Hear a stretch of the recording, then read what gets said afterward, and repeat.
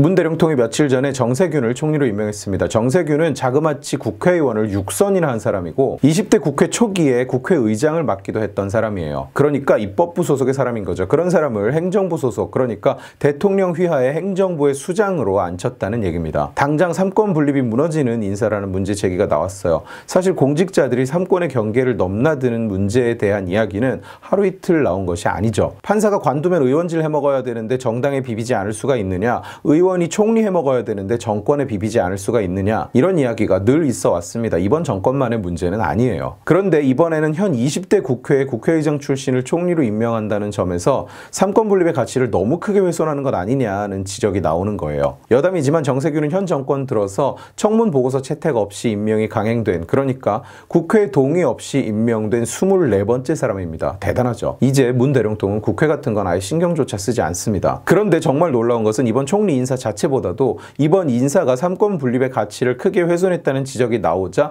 문재인 대령통이 보여준 인식입니다. 문 대령통은 이렇게 말을 했어요. 자기가 정세균을 임명함으로써 이루려는 가치가 삼권 분립에 대한 논란보다 훨씬 더 중요하다. 자기가 이루려는 가치가 삼권 분립보다 더 중요하다. 저는 이 말을 듣고 너무나 놀랐습니다. 입만 열면 민주를 팔아먹고 사는 인간의 입에서 이렇게 충격적인 이야기가 나왔다는 게 너무나 놀라웠습니다. 삼권 분립이라는 게 뭘까요? 아마 모르는 분은 없을 겁니다. 초등학교, 중학교 때부터 배우는 개념이니까요. 사법, 입법, 행정이라는 국가의 권력을 세 분리된 기관이 나눠 가진다는 뜻이죠. 삼권 분립은 국가의 권력이 어느 한 대상에게 집중되는 것을 막는 자유민주주의의 근본을 이루는 원칙 중 하나입니다. 자유민주주의 체제 국가 중에 이렇게 권력의 분립이 이루어지지 않는 나라는 없습니다. 그런데 민주주의가 얼마나 좋은지 입만 열면 민주와 촛불 거리는 저 인간이 자기가 추구하는 가치가 삼권 분립보다 중요하다. 자기 뜻을 이루기 위해서는 삼권 분립 정도는 희생할 수 있다고 이야기를 한 겁니다. 대통령이 자기 뜻을 이루기 위해서 삼권 분립을 희생한다.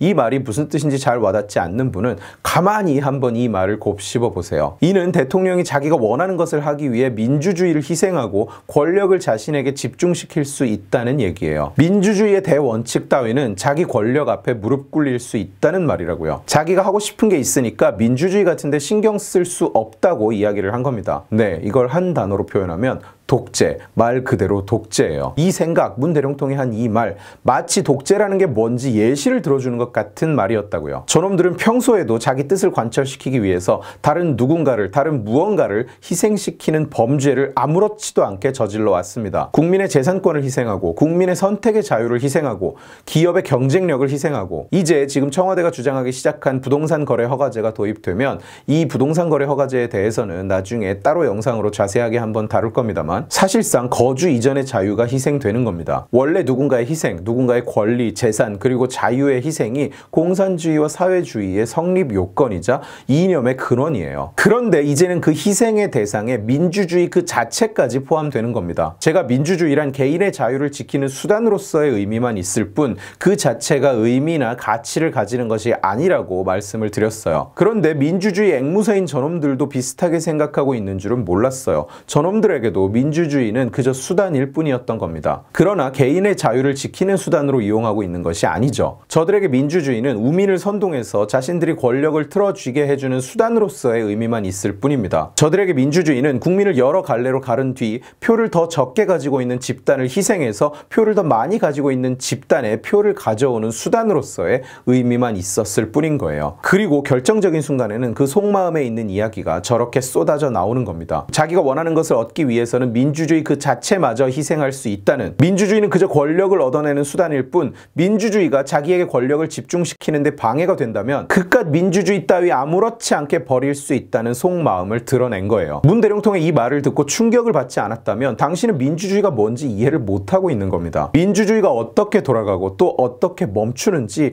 전혀 이해를 못하고 있는 거예요. 이상하죠. 입만 열면 민주주의가 죽네 사네, 독재자가 어떻네 저떻네 하는 인간들이 정작 민주주의 민주주의가 뭔지도 모르고 독재가 뭔지도 모른다는 사실이요. 제가 자주 인용하는 스타워즈의 대사를 들려드리겠습니다. 은하계 의회의 의장이 전시에 돌입하면서 빠른 의사결정을 위해서 제국을 선포하고 스스로 황제가 됩니다. 이 결정에 대부분의 의회 의원들은 박수로 환영을 해요. 이 꼴을 보면서 주인공 여자 의원이 이런 말을 남깁니다. 이게 자유가 죽는 방식이다. 우레와 같은 박수 소리와 함께. 여러분 자신이 민주주의가 무너지고 제국이 선포되는 순간에 박수를 치고 있는 사람은 아닌지 돌이켜 보십시오. 한 가지 더 말씀드리자면 그 영화에서 그 전쟁은 바로 그 의장이 만들어낸 겁니다. 오늘 지식의 칼은 여기까지입니다. 재미있게 보셨으면 지식의 칼 채널을 구독해 주시고 이 영상을 주변에 공유해 주세요. 여러분들이 공유해 주시면 설득은 제가 하겠습니다. 고맙습니다. 지식의 칼 채널의 멤버가 되어주세요. 여러분들이 보내주시는 멤버십 후원은 지식의 칼 채널을 유지하고 개선하고 또 확장하는 데 큰 힘이 됩니다.